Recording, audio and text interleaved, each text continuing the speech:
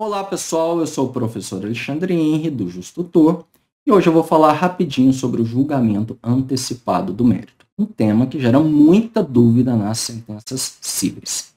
Se vocês derem uma folheada no Código de Processo Civil, vocês vão verificar que depois da parte geral, na hora que ele vai falar do procedimento comum, ele começa a falar das etapas do processo na sequência em que elas ocorrem. Então, primeiro ele vai falar da petição inicial, depois vai falar da contestação, depois ele vai falar do julgamento prematuro, naqueles casos, por exemplo, em que você acolhe uma preliminar de legitimidade passiva ou algo assim, ou mesmo que você reconhece uma decadência ou uma prescrição. E já na sequência, no artigo 355, ele vai falar sobre o julgamento antecipado do mérito, ou seja, ele vai dizer, olha, se não houver necessidade de produção de outras provas, ou se o réu for réu, aí está lá no inciso 2º, do artigo 355, o detalhamento dessa hipótese da revelia. Mas nesses dois casos, você julga antecipadamente o mérito.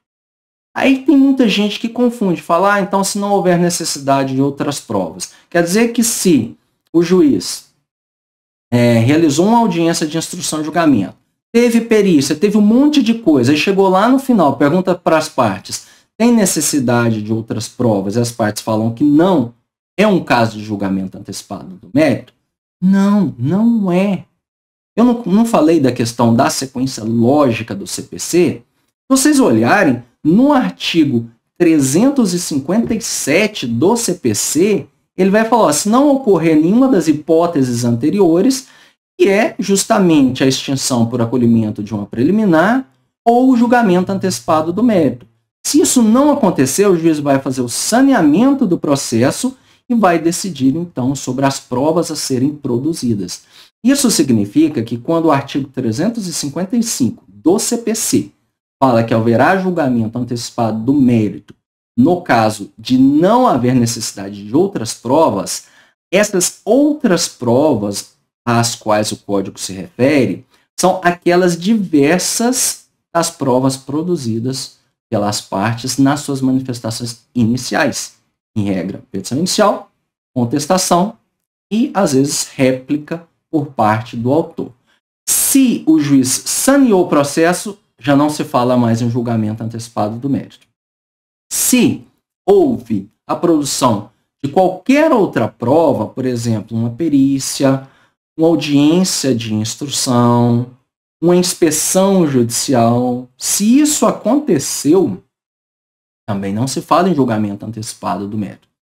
Ah, professor, mas houve só uma perícia e as partes disseram que não queriam mais provas. Eu vou julgar antecipadamente? Não, não é o caso de julgar antecipadamente, porque houve uma dilação probatória.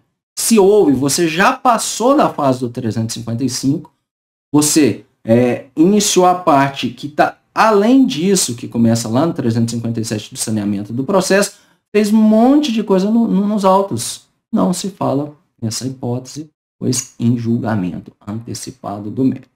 E na sentença, se for realmente o caso de aplicação do artigo 355, onde eu vou mencionar isso? No meu entendimento, você menciona no começo da fundamentação, ou se você quiser depois das preliminares. Mas já teve banca de concurso que exigiu que isso fosse feito depois das preliminares, porque se você passa a julgar antecipadamente o mérito, você só consegue julgar esse mérito se você já ultrapassou as preliminares.